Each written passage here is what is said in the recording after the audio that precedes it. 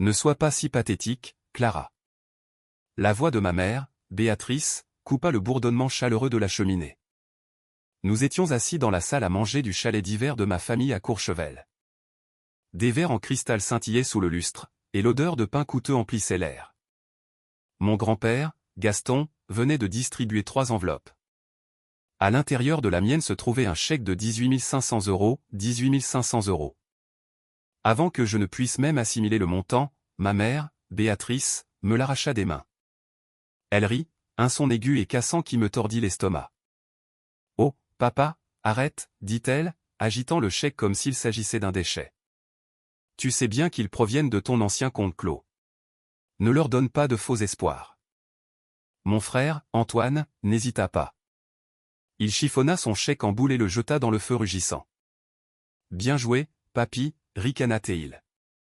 Toujours avec tes blagues. » Ma sœur, Sophie, gloussa et fit de même.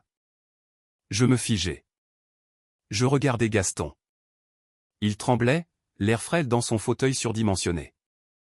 Mais alors, pendant une fraction de seconde, je le vis, un clin d'œil minuscule, presque imperceptible.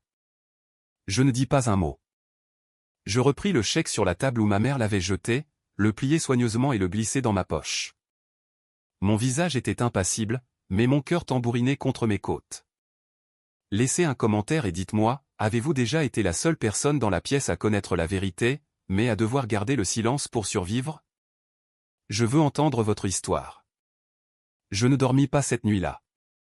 J'allongeai le chèque sur ma table de chevet et le fixai jusqu'à ce que le soleil se lève sur les montagnes, peignant la neige à l'extérieur d'un violet contusionné.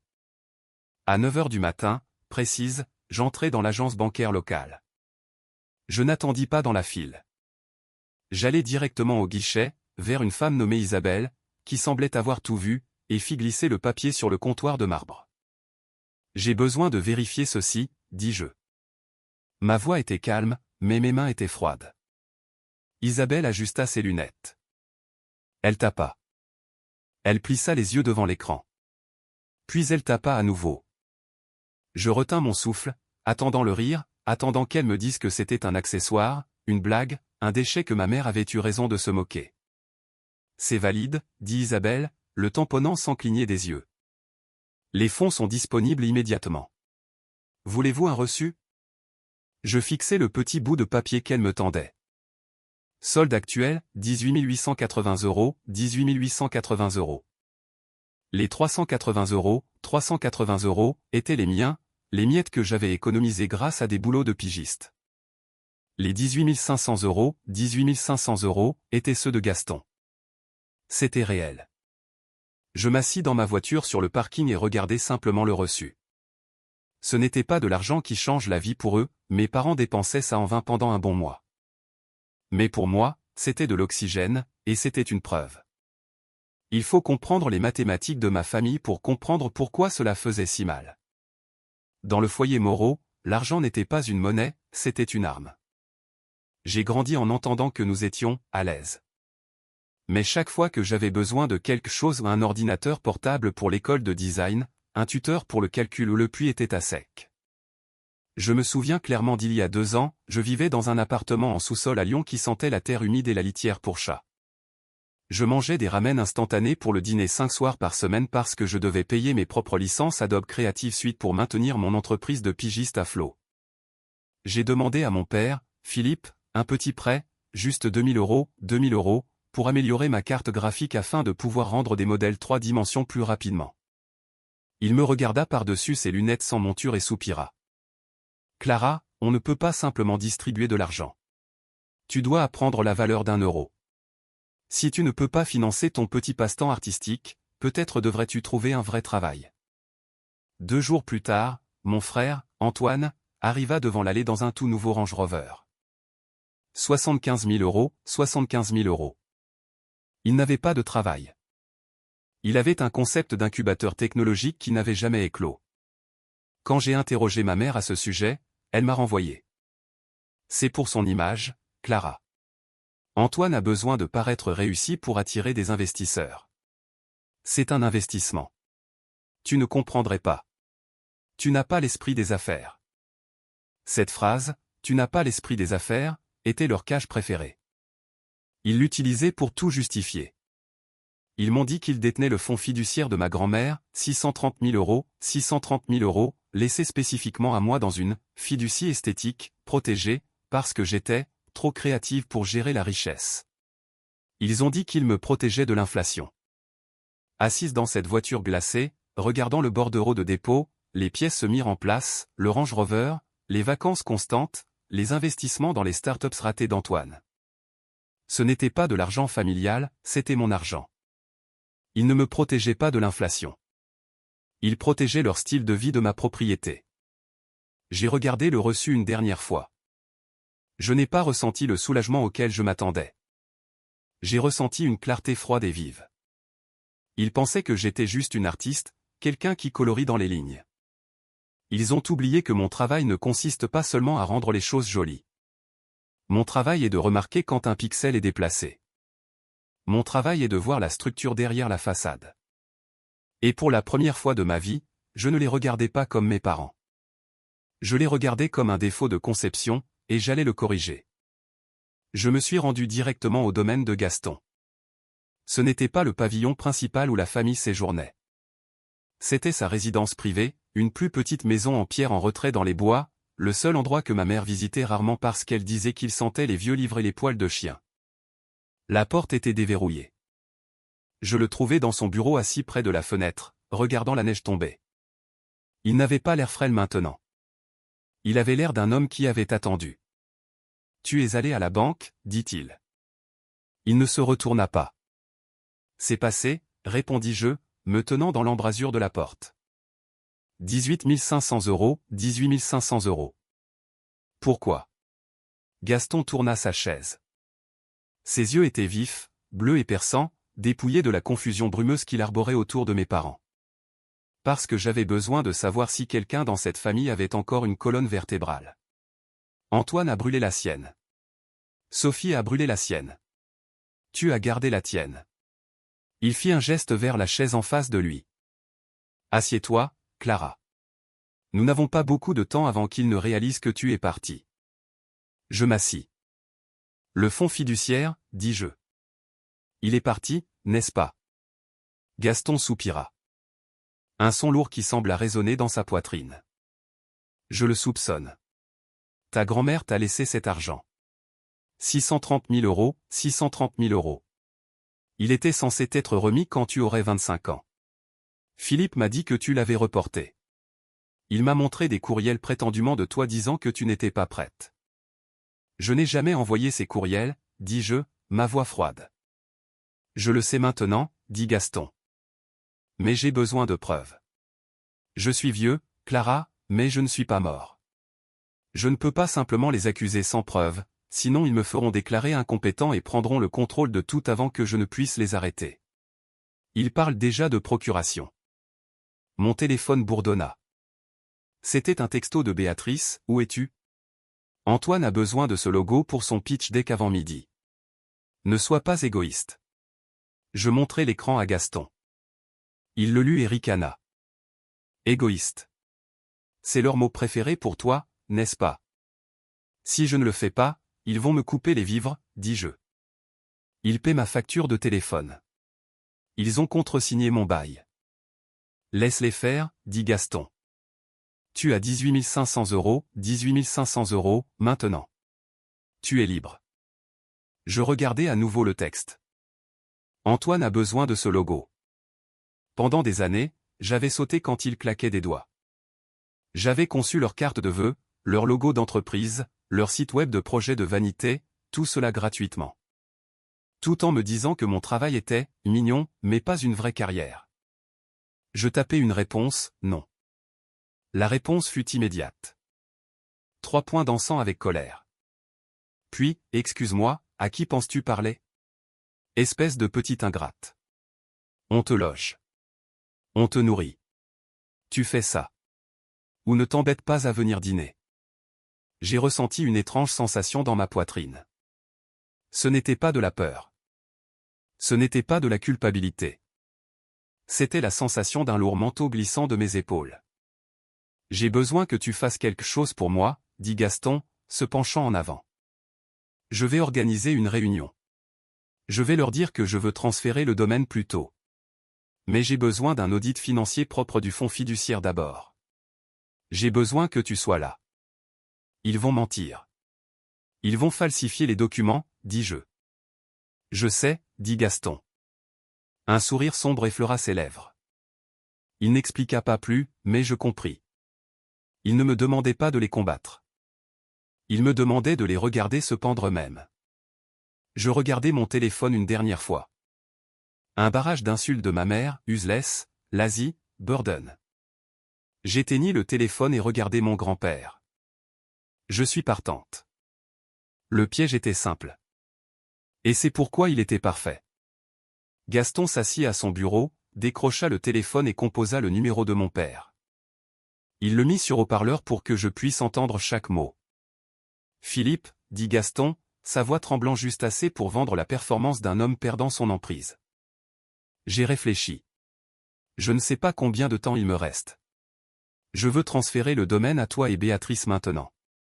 Éviter les droits de succession. Je pouvais pratiquement entendre mon père saliver à travers le haut-parleur. Papa, c'est très sage. Nous pouvons venir tout de suite signer les papiers. Pas encore, interrompit Gaston. Mon avocat, Maître Leroy, insiste d'abord sur un audit propre. Juste une formalité. Apporter les états financiers du fonds fiduciaire de Clara à son bureau demain à midi juste pour montrer que tout a été géré correctement. Une fois qu'il aura signé, les 18 500 000 euros, 18 500 000 euros, sont à vous. Il y eut une pause. Un silence si épais qu'on pouvait s'y étouffer. Bien sûr, balbutia Philippe. Nous avons tous les dossiers. Nous serons là. Gaston raccrocha et me regarda. Maintenant, nous attendons. Je n'attendis pas les bras croisés.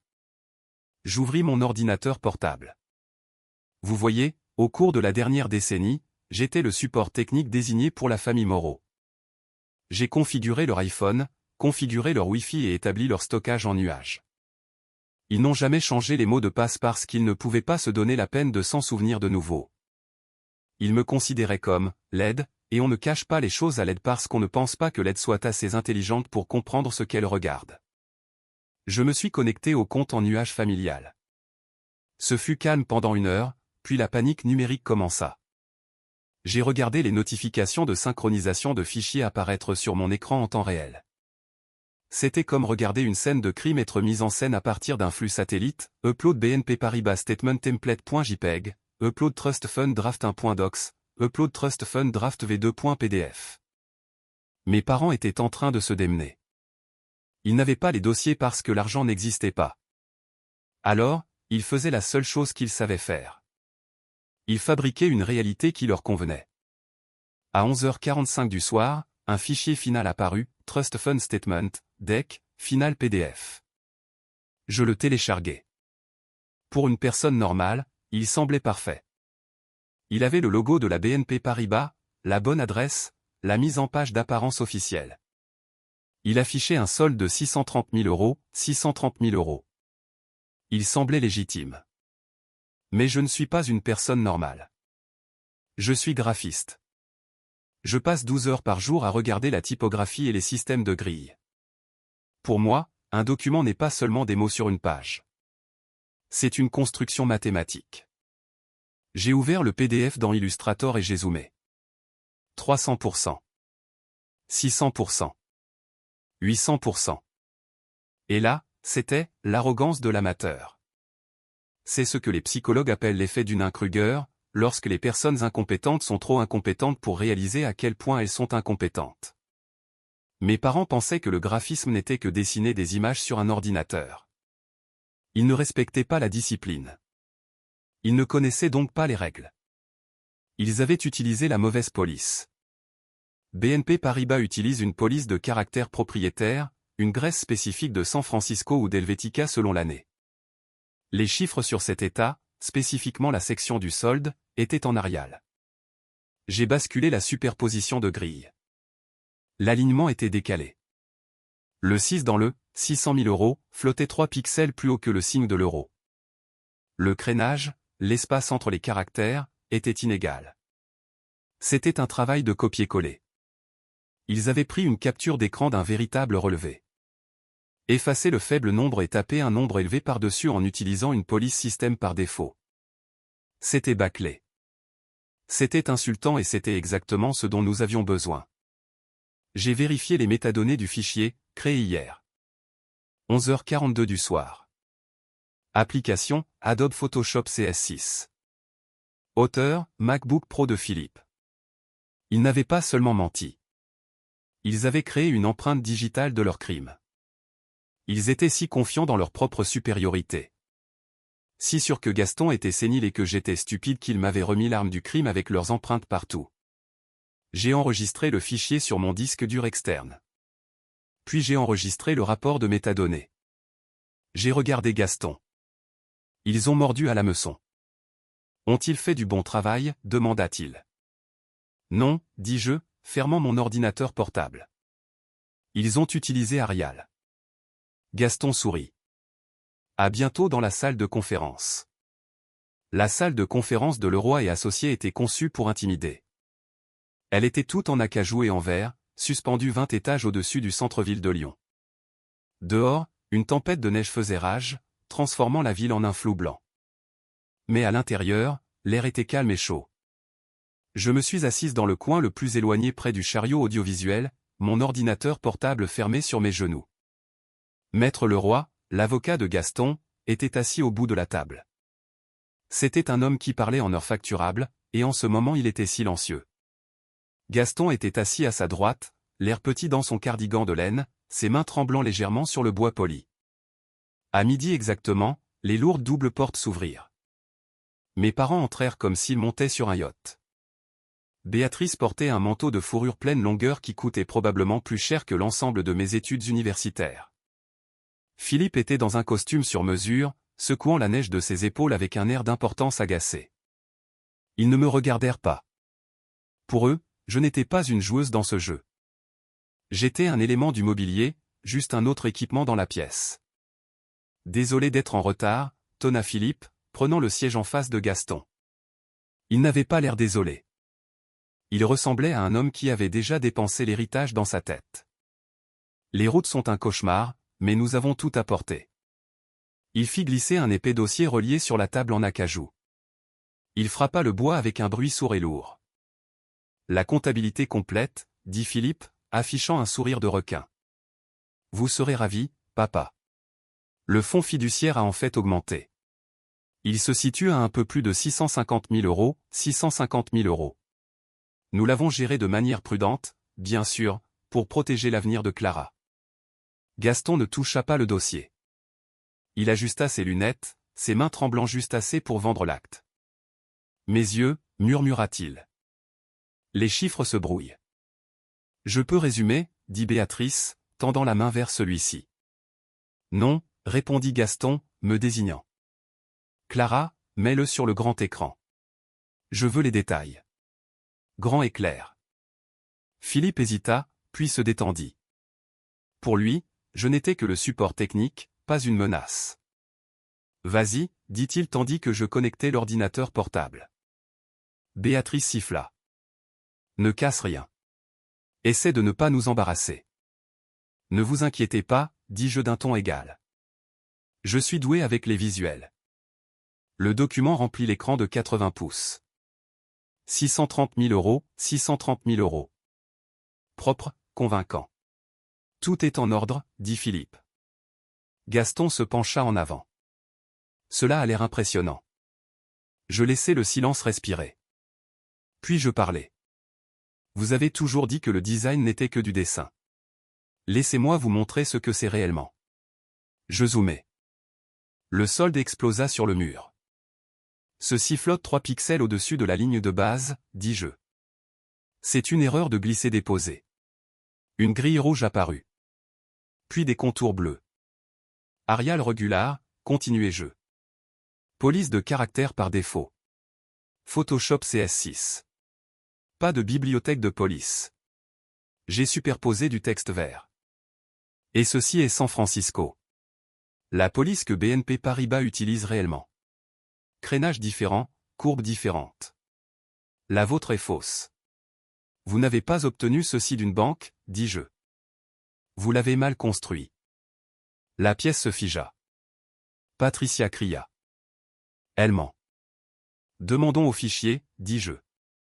Les métadonnées apparurent. Créé la nuit dernière. Application, Adobe Photoshop CS6. Auteur, MacBook Pro de Philippe. Mon père devint gris. Vous avez falsifié un document financier, dis-je. C'est une fraude. Béatrice cria et tendit la main vers son téléphone. Appelez-les, dit calmement Gaston. Il se redressa maintenant. Stable. J'ai demandé à Clara d'auditer le compte parce que je savais que vous aviez volé l'argent. J'avais juste besoin de preuves. Philippe murmura. Nous l'avons emprunté pour Antoine. Maître Leroy ouvrit son classeur. Une clause de non-contestation, lut-il. La fraude annule l'héritage. Il le ferma. La sécurité les escorta dehors. Béatrice attrapa mon bras. Nous sommes ta famille. Non, dis-je doucement. Je suis juste l'aide, et l'aide vient de démissionner. Plus tard, Gaston posa une main sur mon épaule. Tu es en deuil, dit-il. La clarté coûte cher. Elle te coûte tes illusions. Il avait raison. 6 mois plus tard, le pavillon fut vendu. L'argent fut remboursé. J'ai démarré ma propre entreprise spécialisée dans l'analyse médico-légale de documents. Gaston et moi avons passé Noël aux Maldives. Ma mère a appelé la semaine dernière. J'ai coupé le son du téléphone et je suis retourné travailler. La compétence n'est pas bruyante, mais elle met fin aux choses de manière permanente.